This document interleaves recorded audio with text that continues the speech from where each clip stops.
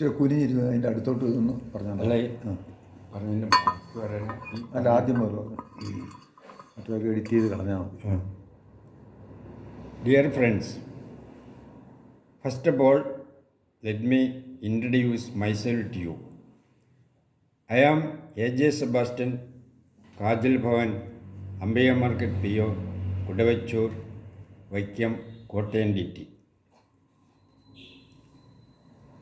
കുറച്ച് ദിവസങ്ങൾക്ക് മുമ്പ് ഒരു ഗ്രാജുവേറ്റ് പയ്യൻ എന്നെ സമീപിച്ച് പറഞ്ഞു അദ്ദേഹത്തിന് കാനഡയിൽ പോകണം, ഇംഗ്ലീഷ് സംസാരിക്കാനുള്ള കഴിവില്ല, കാര്യം ഞാൻ ഡിഗ്രിക്കാരനാണെങ്കിൽ പോലും എനിക്ക് ഇംഗ്ലീഷ് പറയാൻ പറ്റുന്നില്ല, സാർ എന്നെ ഒന്ന് സഹായിക്കണമെന്ന് പറഞ്ഞു. ഞാൻ ആ പയ്യനോട് പറഞ്ഞു 3 മാസം കൊണ്ട് എങ്ങനെ ഇംഗ്ലീഷ് പഠിപ്പിച്ചെടുക്കാൻ പറ്റും. അപ്പോൾ തൽക്കാലത്തെ സ്റ്റാൻഡേർഡ് ഒന്ന് അറിയാൻ വേണ്ടി ഞാൻ 1-2 കാര്യങ്ങൾ ചോദിക്കട്ടെ, അതിന് താങ്കൾക്ക് അറിയാവുന്ന രീതിയിൽ മറുപടി പറയും. ആദ്യം അദ്ദേഹം ഒന്ന് പറഞ്ഞെങ്കിലും അവസാനം ധൈര്യപൂർവ്വം പറഞ്ഞു, ചോദിക്കുക, പറ്റുമെങ്കിൽ പറയാമെന്ന് പറഞ്ഞു. ഞാൻ ചോദിച്ച ഇതാണ്: എൻ്റെ അമ്മാവൻ പത്രം വായിക്കുന്നു. കേട്ട ഉടനെ അപ്പയ്യൻ എന്നോട് പറഞ്ഞു, സാറേ എന്നെക്കൊണ്ട് പറ്റിയില്ല, സാറ് പറഞ്ഞു തരണം. ഞാൻ പറഞ്ഞു, ഇതിൻ്റെ വേടുകളെല്ലാം ഞാൻ പറഞ്ഞു തരാം, എല്ലാം ഒന്ന് കൂട്ടി ഇണക്കി തന്നാൽ മതി. അത് പഠിക്കുന്നതിന് മുമ്പായിട്ട് അല്പം ബുദ്ധിമുട്ടൊക്കെ സഹിക്കേണ്ടി വരുവേ. അപ്പോൾ ഞാൻ പറഞ്ഞു, അമ്മാവൻ, എൻ്റെ അമ്മാവൻ എന്നുള്ളതിന് മൈ അങ്കിൾ, പത്രം എന്നുള്ളതിന് ന്യൂസ് പേപ്പർ, വായിക്കുക എന്നുള്ളതിന് ടു റീഡ്. നീ ഇതെല്ലാം കൂടെ കൂടി വാചകമായിട്ട് പറയണമെന്ന് പറഞ്ഞു. അദ്ദേഹം അല്പം സമയമെടുത്തതിന് ശേഷം പറഞ്ഞു, my uncle reading news paper. ഞാൻ പറഞ്ഞു, തീർച്ചയായിട്ടും ഈ വാചകം തെറ്റാണ്, ഒരു വിധത്തിൽ അംഗീകരിക്കാൻ പറ്റില്ല, ഒന്നുകൂടെ ഒന്ന് ശ്രമിക്കാവോ? കൂട്ടത്തിൽ ഞാൻ ചോദിച്ചു, എന്തിനായി ING അതിൻ്റെ അകത്ത് ഇടേണ്ടി വന്ന് എന്നുകൂടെ ഞാൻ അല്പം സഹായിക്കുകയും ചെയ്തു. അതിനുശേഷം ആ പയ്യനോട് പറഞ്ഞത് ഇതാണ്: my uncle read news paper. ഞാൻ പറഞ്ഞു, ഇപ്പോഴും വലിയ കുഴപ്പമില്ലെന്നല്ലാതെ അത് അംഗീകരിക്കുകയില്ല, ആരും അംഗീകരിക്കുകയില്ല. ഇംഗ്ലീഷിൻ്റെ രീതി ആയിട്ടില്ല, അതുകൊണ്ട് താങ്കൾ ഒന്നുകൂടെ ഒന്ന് ശ്രമിക്കുക. ആ പയ്യൻ എന്നോട് പറഞ്ഞു, സാറേ ഇനി എന്നെക്കൊണ്ട് യാതൊരു നിർവാഹവുമില്ല, സാറെന്ന് പറഞ്ഞു എന്നോട് പറഞ്ഞു. അപ്പോൾ ഞാൻ പയ്യനോട് പറഞ്ഞ ഇതാണ്: ഇംഗ്ലീഷ് സംസാരിക്കുന്നതിന് അല്പം ഗ്രാമർ പോർഷൻ ശരിക്കും മനസ്സിലാക്കാതെ പറയാൻ പറ്റില്ല. ഇതിൻ്റെ ഉത്തരം മൈ അങ്കിൾ റീഡ്സ് ന്യൂസ് പേപ്പറാണ്. പക്ഷെ അതുകൊണ്ട് പ്രയോജനമില്ലല്ലോ, കാര്യം അറിഞ്ഞിരിക്കണം. എന്തുകൊണ്ട് മൈ അങ്കിൾ സബ്ജക്റ്റ് ആയപ്പോൾ വെർബിനോട് എസ് ഇട്ടു? ഞാൻ പത്രം വായിക്കുന്നുള്ള ഐ റീഡ് ന്യൂസ് പേപ്പർ, നീ പത്രം വായിക്കുന്നുള്ള യു റീഡ് ന്യൂസ് പേപ്പർ. പക്ഷേ അമ്മാവൻ വന്നപ്പോൾ സംഗതി വഷളായി. അവിടെ വെർബിനോട് എസ് ഇടണം. എന്ത് കാരണം കൊണ്ട് ഈ വെർബിനോട് എസ് ഇട്ടു എന്നുള്ളതാണ് ഇവിടുത്തെ പ്രശ്നം. അത് ഉടനെ ഒറ്റടിക്കൊന്ന് പറഞ്ഞതെന്ന് മനസ്സിലാക്കാൻ പറ്റിയത്. അതിനെ സംബന്ധിച്ച് പറയുമ്പോൾ ഒരു സെൻറ്റൻസിന് 2 ഭാഗങ്ങളുണ്ട്: subject and predicate. Subject third person singular ആവുമ്പോൾ മാത്രം വെർബിനോട് എസ് ചേർക്കണം, പ്രസൻറ്റ് ടെൻസിൽ മാത്രം. വേറെ ടെൻസുകൾ പലതുകൊണ്ട് അവിടെയെങ്കിലും എസിൻ്റെ ആവശ്യമില്ല. ചിലയിടത്ത് എസ് ഇടണം, ചിലയിടത്ത് ES ഇടണം.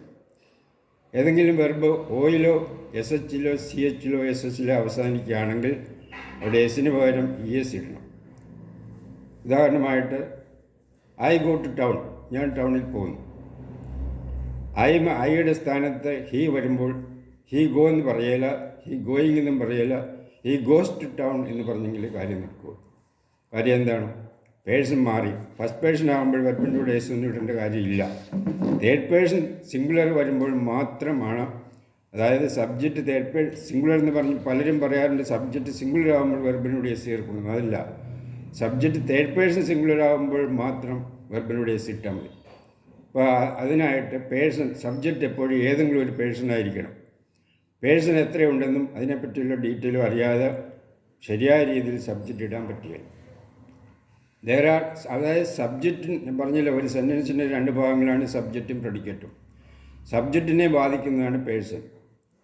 സബ്ജക്റ്റ് എപ്പോഴും ഏതെങ്കിലും ഒരു പേഴ്സൺ ആയിരിക്കും. There are 3 persons in English which are they are first person, second person, third person. ഇനി ഓരോന്ന് എന്താണ്? ഫസ്റ്റ് പേഴ്സണായിട്ട് വെറും 2 പദങ്ങൾ മാത്രമേ ഉള്ളൂ. I singular, we plural. I എന്ന് പറഞ്ഞാൽ ഞാൻ, വി എന്ന് പറഞ്ഞാൽ ഞങ്ങൾ. സെക്കൻഡ് പേഴ്സണായിട്ട് വെറും ഒരെണ്ണം. മുമ്പ് യുവിന് പകരം ദൗ ഉണ്ടായിരുന്നു. ഇപ്പോഴും ബൈബിളിൽ ദൗവാണ് കിടക്കുന്നത്.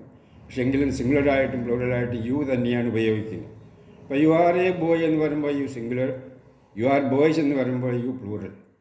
അപ്പോൾ ഒന്ന് തന്നെയാണ്, പക്ഷേ സാഹചര്യം കേൾക്കുമ്പോൾ അറിയാൻ പറ്റും യു സിംഗുലറാണോ പ്ലൂറലാണോ. ഇനി അടുത്ത പേഴ്സണാണ് തേർഡ് പേഴ്സൺ. തേർഡ് പേഴ്സൺ സിംഗുലറായിട്ട് ഹീ, ഷീ, ഇറ്റ്. ഇതിൻ്റെ എല്ലാത്തിൻ്റെയും കൂടെ പ്ലൂറലാണ് ദേ. അപ്പോൾ ഹീ 3-4 പേര് കൂടി ആകുമ്പോൾ ഹീക്ക് പകരം ദേ ഇടും. അതുപോലെ തന്നെ സ്ത്രീകളാകുമ്പോൾ ഷീ എന്നുള്ളതിൻ്റെ പ്ലൂറൽ ദേ ആണ്. ഇറ്റിൻ്റെയും പ്ലൂറൽ ദേ തന്നെ. അപ്പോൾ ഹീ, ഷീ, ഇറ്റിൻ്റെ പ്ലൂറൽ ദേ. ഇതാണ് 3 പേഴ്സൺ. ഇതാണ് സബ്ജക്റ്റിനെ ബാധിക്കുന്നത്. പക്ഷേ വീണ്ടും ഒന്നുകൂടി പറയുന്നു, there are 3 persons in English. First person I and we, second person you and you, third person he, she, it, they. ഇത് വ്യക്തമായി അറിഞ്ഞെങ്കിലേ നമുക്ക് സബ്ജക്റ്റ് ഇടാൻ പറ്റുള്ളൂ. ഇപ്പോൾ സബ്ജക്റ്റ് സിംഗുലറാണെങ്കിൽ മാത്രമേ വെർബിൻ്റെ ബേസ് ഇടേണ്ട കാര്യമുള്ളൂ. പ്ലൂറലാകുമ്പോൾ വെർബിൻ്റെ ബേസ് ഇടേണ്ട കാര്യമില്ല. ഉദാഹരണം, the dog barks. The dog ബാർക്കല്ല, ബാർക്കിങ്ങും അല്ല, the dog barks, but the dogs bark. Flies, ഈച്ച പറക്കുന്നു. Flies, fly. ഈച്ച പറക്കുന്നു ആകുമ്പോൾ വെർബിൻ്റെ ബേസ് കിടക്കുന്നുണ്ട്. Flies, fly. ഈച്ചകളാകുമ്പോൾ വെർബിൻ്റെ കൂടെ എസ് ഇല്ല. അപ്പോൾ ഇത് പേഴ്സൺ, അതായത് സബ്ജക്റ്റിനെ ബാധിക്കുന്ന പ്രശ്നമാണ് പേഴ്സൺ. അതുപോലെ വെർബിനെ ബാധിക്കുന്നതാണ് ടെൻസ്. അതുപോലെ നൗണിനെ ബാധിക്കുന്നതാണ് കേസ്. അപ്പോൾ ഈ കാര്യങ്ങൾ ഒരു അല്പമായ അറിവ് കൂടാതെ ഒരുത്തിന് ഇംഗ്ലീഷ് സംസാരിക്കാൻ പറ്റില്ല. പ്രത്യേകം അറിഞ്ഞിരിക്കേണ്ട, ഒരു ഇംഗ്ലീഷ് സംസാരിക്കാൻ ആഗ്രഹിക്കുന്ന ഒരു വ്യക്തി ആദ്യമായി ഗ്രാമർ പഠിക്കാൻ തുടങ്ങുമ്പോൾ ഒന്നാമത്തെ പരിപാടി പാർസൽ സ്പീച്ചാണ്. അതായത് വാചകത്തിൽ കിടക്കുന്ന ഓരോ വാക്കും ഏതെങ്കിലും ഒരു പാർസൽ സ്പീച്ചിൽ പെട്ടതായിരിക്കും. പാർസൽ സ്പീച്ചിൽ പെടാത്തതായിട്ട് 1-2 വേർഡുകൾ വരും. അതിൻ്റെ പേരാണ് ആർട്ടിക്കിൾസ്. അതായത് എ ആൻഡ് ദി, ഈ 3 എണ്ണത്തിനാണ് ആർട്ടിക്കിൾസ് എന്ന് പറയുന്നത്. പക്ഷേ ഇത് വാചകത്തിൽ വരുമ്പോൾ ആർട്ടിക്കിൾസ് അല്ല, അജക്റ്റീവായി മാറും. എ എന്ന് പറഞ്ഞാൽ ആർട്ടിക്കിളാണ്.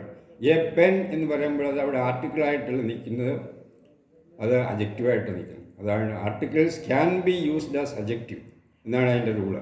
അതുപോലെ തന്നെ ഇംഗ്ലീഷ് വാചകം ഏതെടുത്താലും അതിൻ്റെ അകത്ത് ഒരു റൂൾ കിടപ്പുണ്ട്. ആ റൂള് വ്യക്തമായി മനസ്സിലാക്കിയാൽ അതുപോലെ വാചകങ്ങൾ നമുക്ക് നിഷ്പ്രയാസം ഉണ്ടാക്കാൻ പറ്റും. ഉദാഹരണമായിട്ട് ഞാൻ മുമ്പ് പറഞ്ഞല്ലോ, dog barks. Sita drives a car. Sita third person ആയതുകൊണ്ടാണ് വെർബിനോട് എത്തിയിരിക്കുന്നത്. Sita drives a car. Grandmother eats a mango.